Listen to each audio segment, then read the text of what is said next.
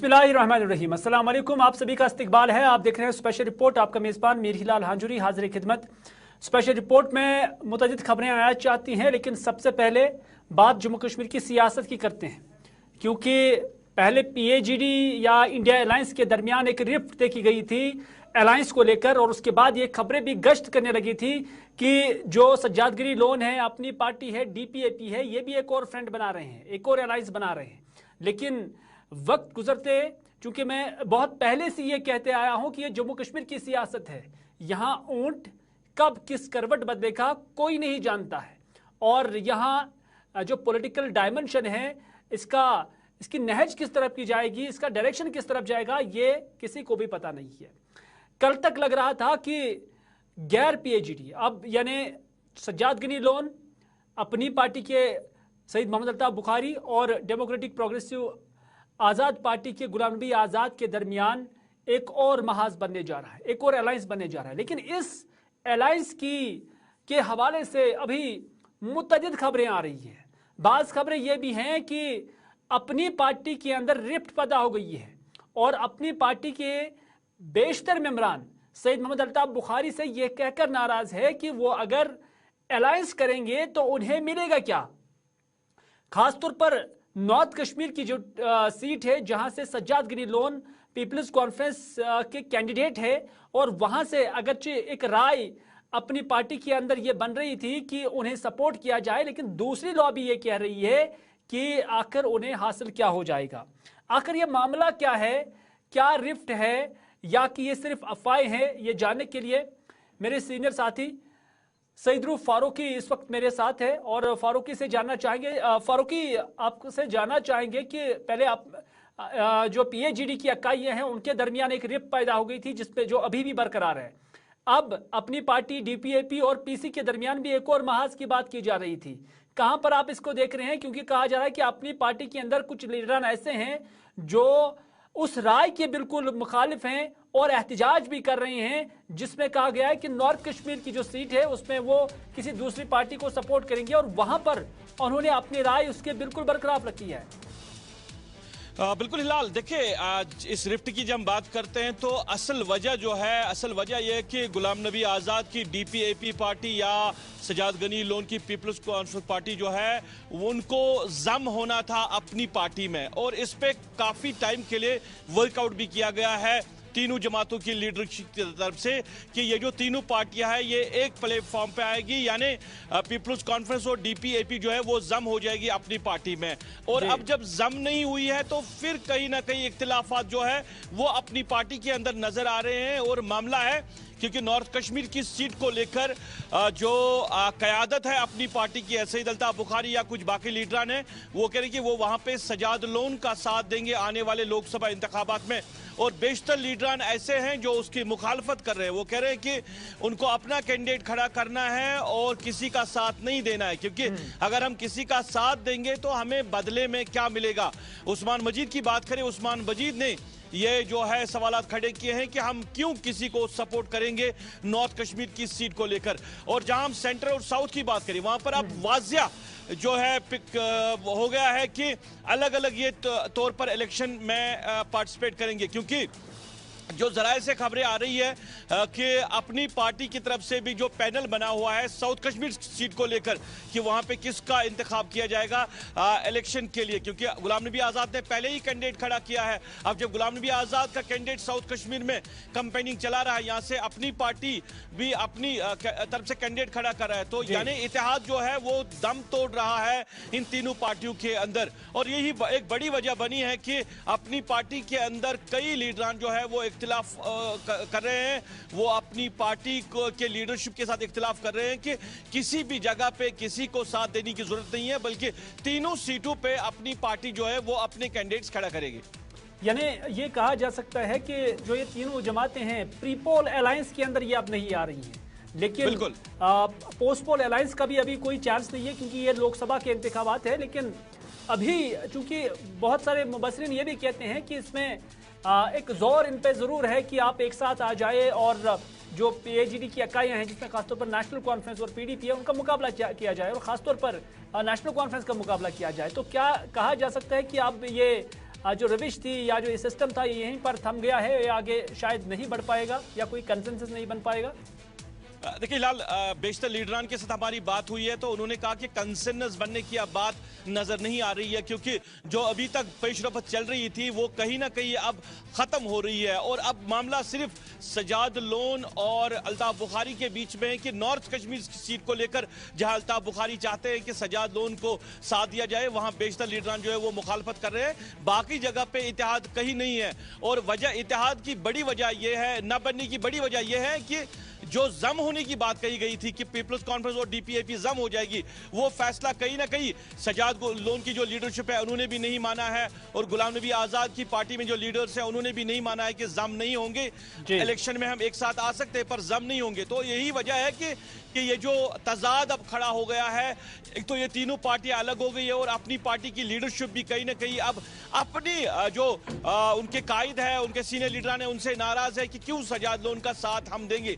तो ऐसा लग रहा है आज के वक्त तक फिलहाल ये जो इत्तेहाद है ये कहीं अब दिखाई होता दिख नहीं दे रहा है और जो अपनी पार्टी के क़यादत है, लीडरशिप है, वो बिल्कुल बिल्कुल रूफ, अभी तक रूफ के कहने के मुताबिक अभी तक ये अलायंस यहाँ पर ख़त्म होता हुआ नज़र आ रहा है। लेकिन ये कश्मीर की सियासत है, हम बार बार कहते हैं, और यहाँ सियासी ऊंट किस करवट बैठेगा उसको किसी का पता नहीं होता है, मालूम नहीं होता है। रूफ, आपका बहुत बहुत शुक्रिया और इस खबर के हवाले से अपना एनालिसिस और अपनी जानकारी देने के लिए।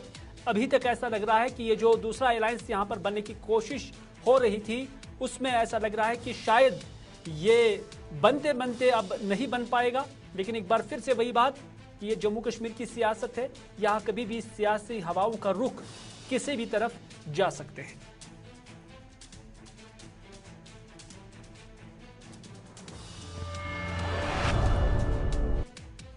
अगली खबर में बात करते हैं गुलाम नबी आज़ाद की। और गुलाम नबी आज़ाद आज जम्मू के अंदर थे और सुबह जम्मू के अंदर जब उन्होंने मीडिया नुमाइंदों के साथ बात की तो उन्होंने जम्मू कश्मीर की सियासत को लेकर भी बात की है। और उन्होंने कुटवा में आज यानी रामलीला ग्राउंड कुटवा में जब एक अवामी जलसे से खिताब कर रहे थे तो उसके बाद गुलाम नबी आज़ाद का कहना है कि थर्ड फ्रंट के हवाले से उन्होंने बात की। उन्होंने कहा कि कोई थर्ड फ्रंट अभी है नहीं, हम अपनी यानी जो डीपीएपी है उस जमात की बात करते हैं। गुलाम नबी आज़ाद क्या कुछ कहते हैं उन्हीं की जुबानी सुनते हैं। फ्रंट की बात नहीं करता, मैं अपनी पार्टी की भैया साहब, ये भी सुना जा रहा है कि आप इस चुनाव के माध्यम से अपना असेंबली की बैग बना रहे हैं, जमीन बना रहे हैं आप, तो उसमें क्या बुरा? भैया साहब, कांग्रेस का कहना है कि आजाद जो है वो भाजपा के इशारे पर चल रहे हैं, क्या कहेंगे? हम आजाद हैं, हम किसी के इशारे पे नहीं चलते। जो कांग्रेस के इशारे पे नहीं चला तो भाजपा के इशारे पे 2014 में जब मोदी जी ने रैली की थी यहाँ कठुआ में, श्रीनगर में, उन्होंने कहा था ये गुलाम नबी आजाद जो कांग्रेस का कई सालों से गुलाम है उसको हम आजाद करने आए हैं। जो मैंने अभी बताया ना, हम किसी पार्टी पर कांग्रेस की ईडी की पार्टी बन गई है, जितने ईडी वाले सब कांग्रेस में जा रहे हैं, क्या देखते हैं? जितने भी ईडी वाले जो ईडी में फंस रहे हैं वो सब कांग्रेस में जा रहे हैं। कहाँ जाए, वो अपनी मर्जी है, लेने वालों की मर्जी, जाने वालों की ईडी ने आज फिर हाई कोर्ट में अपील कर दी है लाल सिंह को लेकर, क्या कहेंगे सर? लाल सिंह को लेकर फिर ईडी ने जो है वो हाई कोर्ट में अपील कर दी है। अब वो ईडी जाने और लाल सिंह जी जाने, आप कहेंगे गुलाम नबी आज़ाद क्या कहेंगे? मुझे कोई कितना हो रहा है, क्या कहेंगे? मुझे कोई लेना नहीं। वो हमेशा से आपकी आपको पार्टी बी पार्टी आपकी है या एनसी है या बीजेपी है? कोई डी पार्टी वी पार्टी है, ये सब फजूल बातें हैं।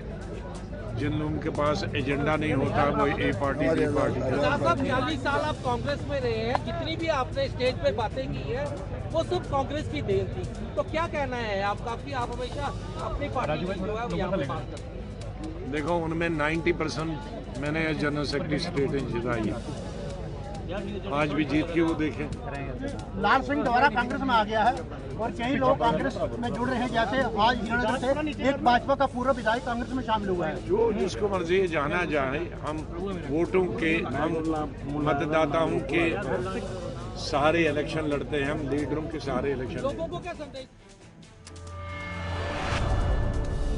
चलिए, गुलाम नबी आज़ाद कहते हैं कि जब मैं कांग्रेस के इशारे पे नहीं चला तो भारतीय जनता पार्टी के इशारे पे कैसे चलूंगा। गुलाम नबी आज़ाद ये भी कहते हैं कि कोई फ्रंट नहीं है, कोई थर्ड फ्रंट नहीं है, बल्कि हम अपनी पार्टी ने डीपीएपी का जिक्र करते हैं। लेकिन हकीम मोहम्मद यासीन क्या कहते हैं? हकीम मोहम्मद यासीन कहते हैं कि थर्ड फ्रंट के हवाले से खबरें गश्त कर रही हैं, लेकिन अभी इसकी कोई शक्ल नजर नहीं आ रही है। और हकीम मोहम्मद यासीन उन्होंने कहा कि अब अगर इसकी कोई शक्ल नजर नहीं आ रही है, लेकिन अगर ये किसी शक्ल में नजर आ गया, यानी थर्ड फ्रंट, तीसरा महाज अगर किसी शक्ल में नजर आ गया तो हम भी उसमें शामिल हो जाएंगे, और जो ही वो शक्ल में आएगा तो हम शमूलियत करेंगे जिसमें हम कुछ शराइत रखेंगे। ये हकीम मोहम्मद यासीन ने कहा, क्योंकि आज दूध पथरी से आया हुआ एक वक्त यहाँ पर था जो अपने मामलात, अपने मसाइल को लेकर हकीम मोहम्मद यासीन से मिले थे और उसका इंटरवेंशन उस मामले में चाहते थे। लेकिन वहीं पर गुलिस्तान न्यूज़ के साथ बात करते हुए तीसरे महाज को लेकर हकीम मोहम्मद यासीन ने क्या कहा, आइए देखते हैं। हमारे सारे दोस्त हैं, मोहतरम है, हम उनका सबों का एहतराम करते हैं। वो इकट्ठे हमने कई मरहलों पर काम भी किया।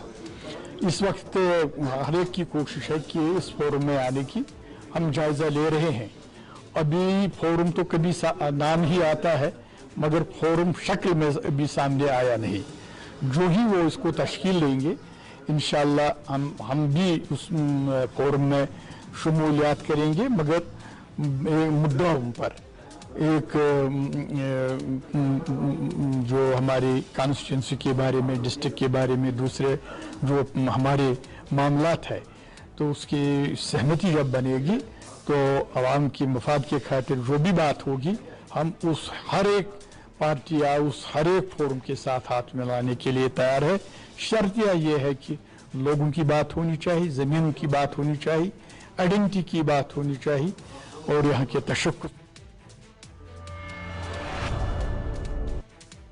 नाज़रीन, आज जम्मू के अंदर चूंकि नेशनल चाहे कांग्रेस हो और उसके बाद भारतीय जनता पार्टी हो, काफ़ी एक्टिव नज़र आ रही है, क्योंकि डोडा उधमपुर सीट के लिए पहले मरहले के तहत इंतखाबात होंगे और इस हवाले से दोनों जमातें काफ़ी मुतहरिक नज़र आ रही हैं। डॉक्टर जितेंद्र सिंह का भी बयान आया है। डॉक्टर जितेंद्र सिंह कहते हैं कि ये वज़ीर-ए-आज़म नरेंद्र मोदी की सरकार में जो स्कीमें बनी हैं उसमें अवाम काफ़ी लाभ यानी काफ़ी फ़ायदा उठा रहे हैं।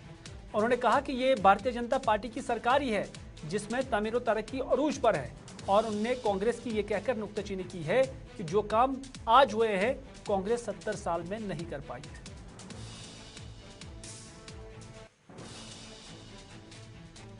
आज जिस तरह से मोदी जी की योजनाओं का लाभ समाज के उन वर्गों तक पहुंचा जिनका तिरस्कार पिछली सरकारें करती थी, नारियों के घर टॉयलेट भी पहुंचा, गैस का सिलेंडर भी पहुंचा, कच्चे मकान पक्के हो गए, 25 करोड़ लोग गरीबी रेखा से बाहर रहे।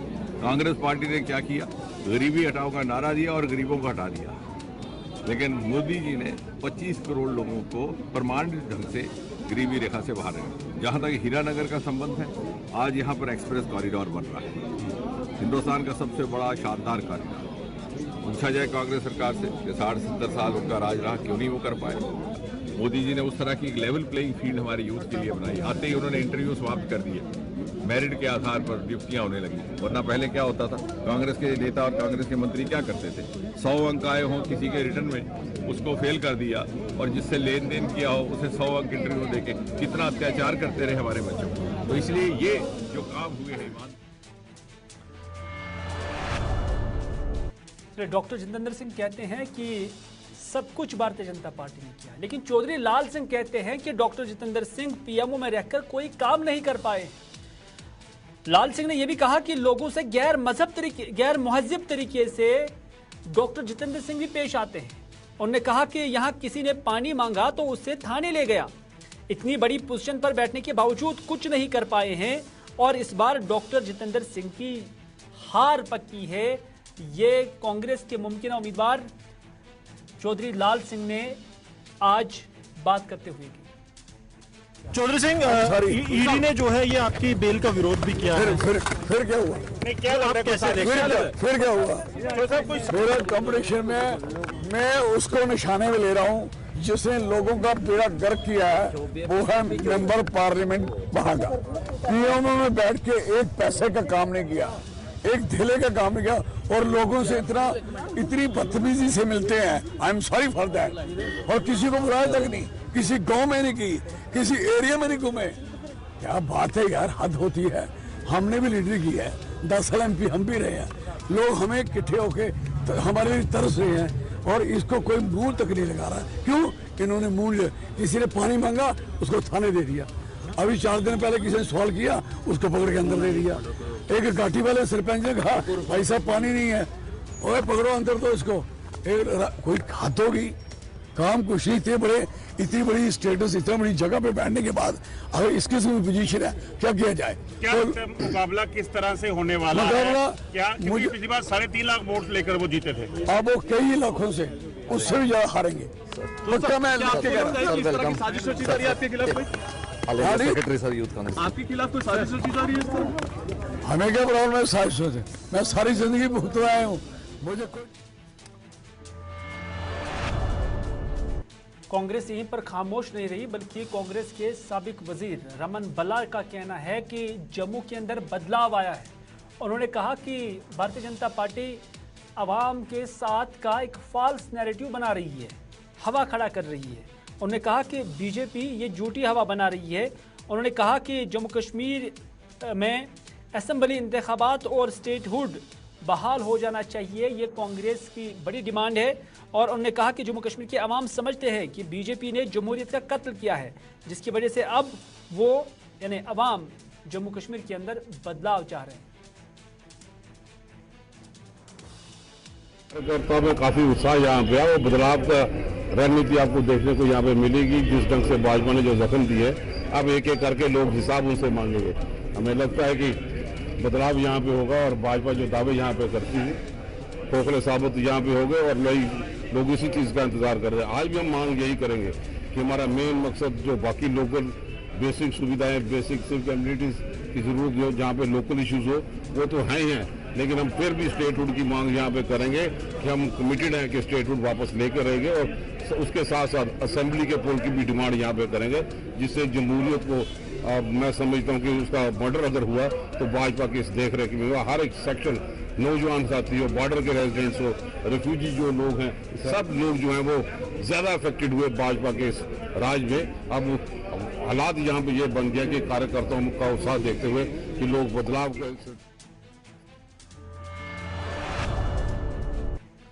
जीपीएपी के सीनियर लीडर जीएम सरोरी का कहना है कि यहाँ चाहे वो जम्मू कश्मीर का जिक्र कर रहे हैं, यहाँ कहकर वो डोडा उदयपुर निशस्त के जिक्र कर रहे हैं, लेकिन सरूर ये कहते हैं कि यहाँ मुकाबला भारतीय जनता पार्टी का और डीपीएपी का है, किसी दूसरे तीसरे का सवाल ही पैदा नहीं होता है।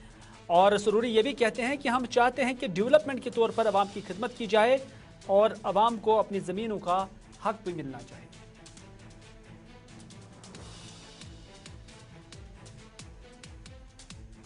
एक अलग ही बात है, हम चाहते हैं कि लोग उनकी खिदमत करें और वो खिदमत डेवलपमेंट के नाम पे हो। जैसे गुलाम नबी आज़ाद साहब ने डबल शिफ्ट का काम किया, जैसे गुलाम नबी आज़ाद साहब ने कहा कि हम स्टेट रूट वापस लाएंगे, गरीबों को बिजली फ्री में दे देंगे, जमीनें रोशनी की हो, स्टेट लैंड हो या सरकारी जो जंगलात की सफेद जमीन 40 साल का कब्जा वो लोगों को देंगे और टूरिज्म को बढ़ावा देंगे, अपना लोगों के रोजगार के लिए वहाँ वसाइल पैदा करेंगे। टक्कर कुछ नहीं है, मुकाबला हमारा और बीजेपी का, मुकाबला किसी दूसरे चीज से नहीं है। जिन लोगों ने उधार बंदे लाए हैं उनकी टक्कर का तो कोई सवाल ही पैदा नहीं होता। इसलिए हमें उम्मीद है कि जिन लोगों ने अगर कुछ काम किया होगा पिछले 10 साल वो वोट देंगे, अगर नहीं किया होगा तो हमारी 20 साल की कारकर्दगी भी लोगों को पता है। मैं मिनिस्टर रहा हूँ, मेरा पूरा लखनपुर से लेके तो चनारगिरी के अंदर पूरे कश्मीर में लोग जानते हैं कि